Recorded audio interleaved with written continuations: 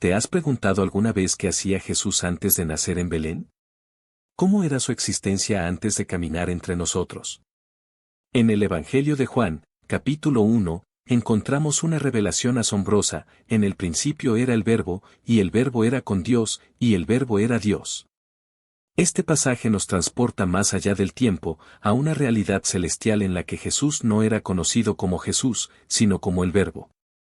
El Verbo no solo existía, sino que estaba activo, participando en la creación misma del universo. Juan dice: todas las cosas por él fueron hechas, y sin él nada de lo que ha sido hecho, fue hecho. Esto significa que Jesús, como el Verbo, es la fuente de todo lo que existe, la luz, la vida, y cada partícula del cosmos. Pero aquí surge una pregunta intrigante: si Jesús es eterno, ¿por qué no lo conocemos con otro nombre antes de su nacimiento? La respuesta nos lleva a profundizar en su relación con el Padre y su propósito eterno.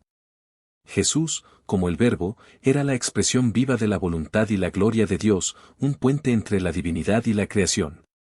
Sin embargo, su existencia celestial no estaba desconectada de nosotros. A lo largo de la historia, encontramos huellas de su presencia, rastros de su interacción con la humanidad. Esto nos lleva al siguiente punto: los nombres y títulos que tuvo Jesús antes de su encarnación y cómo estos reflejan su papel en la historia de la redención. Mientras exploramos los ecos de Jesús antes de su encarnación, el Antiguo Testamento revela pistas fascinantes sobre quién era.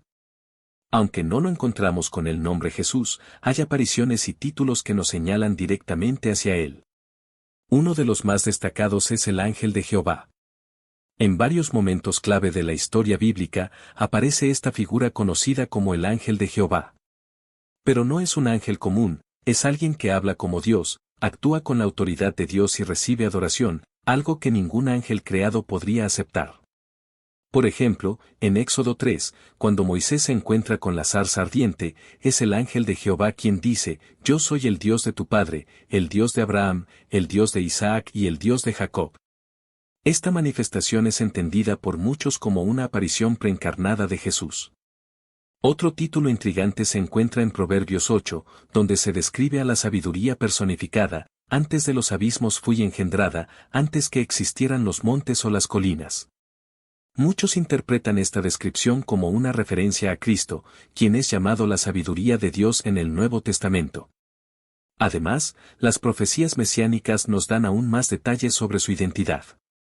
Isaías 9:6 proclama: un niño nos es nacido, y se llamará admirable, consejero, Dios fuerte, Padre eterno, príncipe de paz.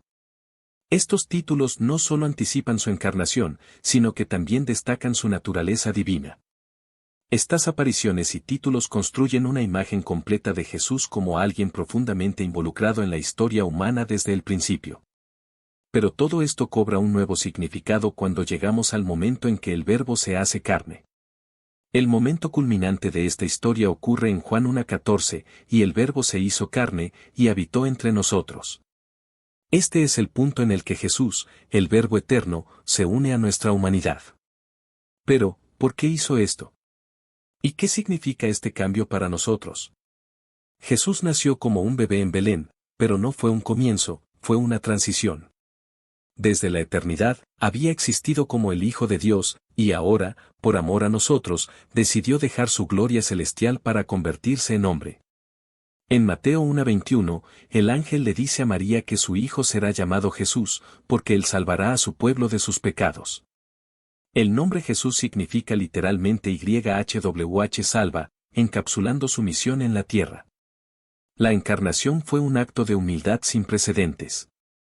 Filipenses 2, 6-8 describe cómo Jesús, siendo en forma de Dios, no consideró el ser igual a Dios como algo a que aferrarse, sino que se despojó a sí mismo para tomar la forma de siervo. Este momento, en el que el infinito se hace finito, cambió la historia para siempre. Pero la encarnación no fue solo un evento histórico, fue una declaración divina.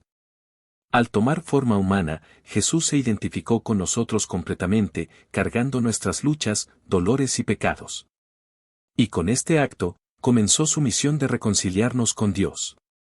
Sin embargo, su historia no termina aquí, pues el nombre de Jesús sigue teniendo un impacto eterno.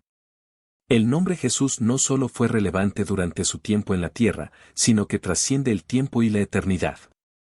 Filipenses 2, 9-11 nos da una visión del poder y la exaltación de este nombre, por lo cual Dios también lo exaltó hasta lo sumo, y le dio un nombre que es sobre todo nombre. Para que en el nombre de Jesús se doble toda rodilla, y toda lengua confiese que Jesucristo es el Señor. Este nombre encarna su misión de salvación, su amor infinito y su autoridad suprema. Después de su muerte y resurrección, el nombre de Jesús adquirió una dimensión aún más profunda. Ya no es solo el Salvador que caminó entre nosotros, sino el Rey exaltado que reina en gloria. Además, este nombre sigue teniendo poder hoy. Para quienes creen en él, Jesús es el mediador entre Dios y los hombres, el único que puede traer salvación. Como dice Hechos 4:12, en ningún otro hay salvación, porque no hay otro nombre bajo el cielo, dado a los hombres, en que podamos ser salvos.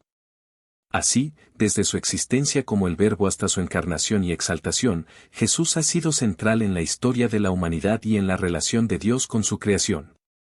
Su nombre, cargado de significado y propósito, nos invita a reconocerlo no solo como el Hijo de Dios, sino como nuestro Salvador personal.